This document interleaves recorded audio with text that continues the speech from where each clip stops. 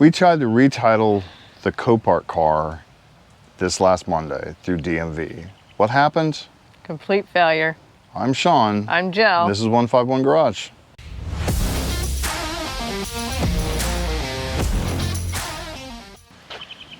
So this is our 2006 Ford Mustang that we got from Copart for $650. This is a salvage vehicle with a salvage title from Georgia. Now, as I mentioned earlier, we tried to title it under the Florida title for a salvage vehicle, and that's where we ran into some problems. So let me get into the titles we received from Copart. Most likely we receive a salvage title or a clean title. Now there is a third title, and that is a rebuilt title, and we'll go through that in just a second. There is a fourth option, and she'll go through that after I go through the titles. Now with a salvage title, it's a vehicle like this that's completely damaged, salvaged. It's like a total loss type vehicle. They do have clean titles. They are running and driving. No major issues with it. You will get a clean title. There is some confusion whether you get a salvage title from a salvage auction for a clean vehicle. No, it's a clean title. That means there's no markings on it. It doesn't say salvage across it. Now the third option is a rebuilt title. That's usually what people do with a salvage vehicle such as this. They fix it up, get it inspected, and go through a process to change the salvage title into a rebuilt title. It does say rebuilt on it. It does not say clean or doesn't have any markings, whatever. It just says rebuilt on it. So you can take a salvage vehicle such as this and change it into a rebuilt vehicle. You cannot take a salvage vehicle such as this and change it into a clean title. That is a felony. It's a big felony. So what happens with that is it's called title washing, and it's a $600,000 fine with about 10 years up in prison. And if you are a dealer, your dealer's license will never be renewed. You will never get another one. It is across the country. That's how serious this is. Yeah, it's a federal offense, meaning it's not state, it's federal. It means it goes across the board. Now there's ways to protect yourself from that. If you suspect any kind of issues, you get the VIN number, call up DMV. They'll give you what the title status is, whether it's salvage, rebuilt, or clean. Police, all they can do is tell you whether it's stolen or not, which that's a whole nother issue you may run into. They'll tell you that as well. Best bet is to call DMV, give them the VIN number of the vehicle you suspect to be an issue, and then they can clear that up.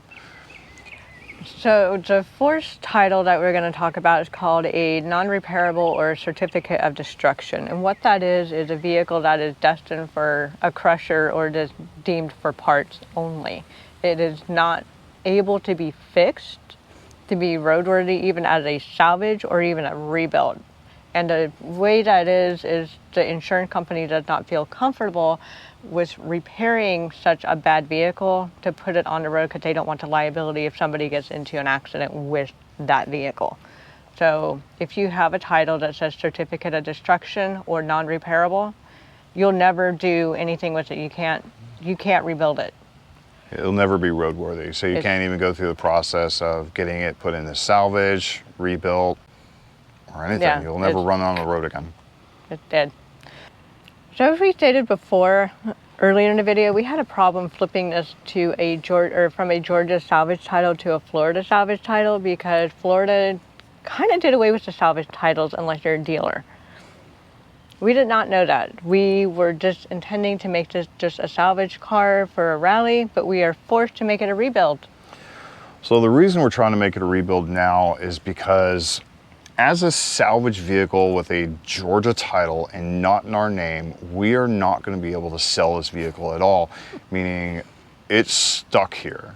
We can't get rid of it. We can't donate it. We can't do anything with it. Even if you try to take it to like a parts place, like a junkyard, unless it's in your name, they can't take it. So we have to get this vehicle in our name to do any kind of stuff later on with it, whether it be get rid of it, donate it, sell it, whatever we do.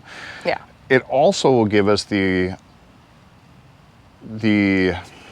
kind of the good mindset that it's in our name. There is no issues later on, whether say somebody said it's stolen or anything like that. This is under the insurance's name right now. So the insurance company that actually totaled the vehicle, it is in their name. That's usually what happens.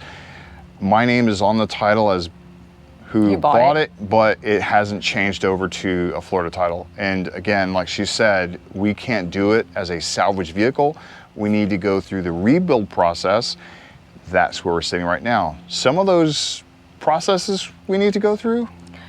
Well, we have to make sure that it has 2 headlights, the bumper, this is the bumper and a cover, turn signals, your brake lights, your horn, good tires, and I think that's about it for making it roadworthy, as well as and the interior, 2 seats, the seat belts, obviously.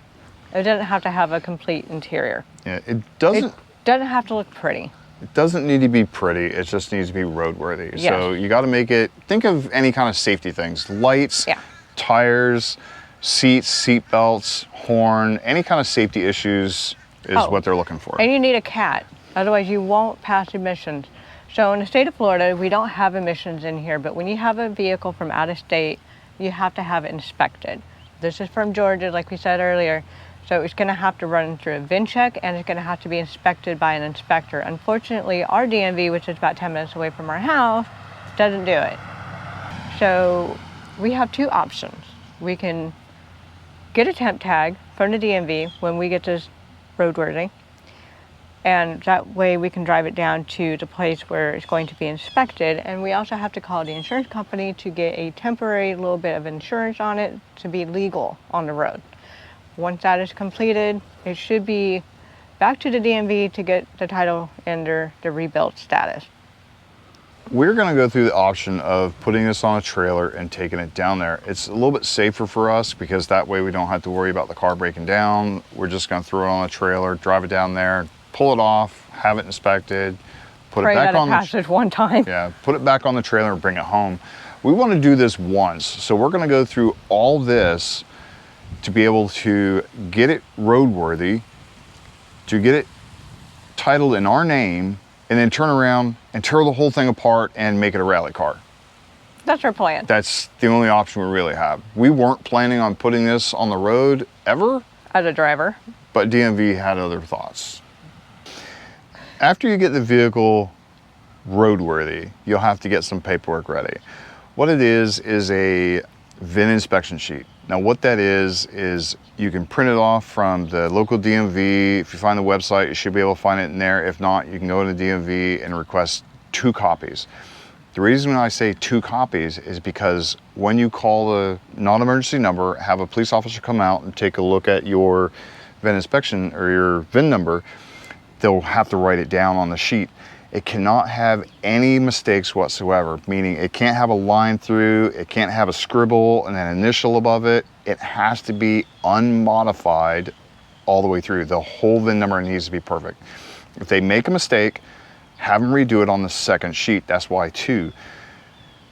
I stress to you this, the DMV will not take any VIN check sheets with the VIN number modified whatsoever. Their initials doesn't count because you could have put those initials on it. You'll also have to make sure the vehicle at least turns on, not motor, but at least the electric accessories. That way they can get the odometer reading. They have to have that as well. And the reason I say do it before you go up there, because if there's any issues, you can find it then rather than later on when you take the vehicle up there to find out there's an issue there. And what the VIN check does is they'll make sure that there's no, stolen or anything like that. 99.9% of the time it's not, but you just want to make sure that you do that before you take it up there. You can do it as soon as you get it. Probably easier that way. But we've already got this done before we started messing with it. If you'd like to follow us with what we have to do to transform this vehicle from a salvage title to a rebuilt title, please like, subscribe, hit the notification bell. We work on this every Wednesday. We'll come out with new videos.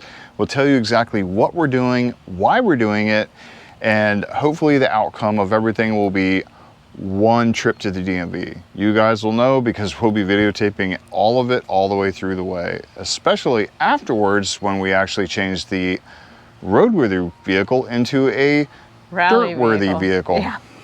So, see you next video. Bye.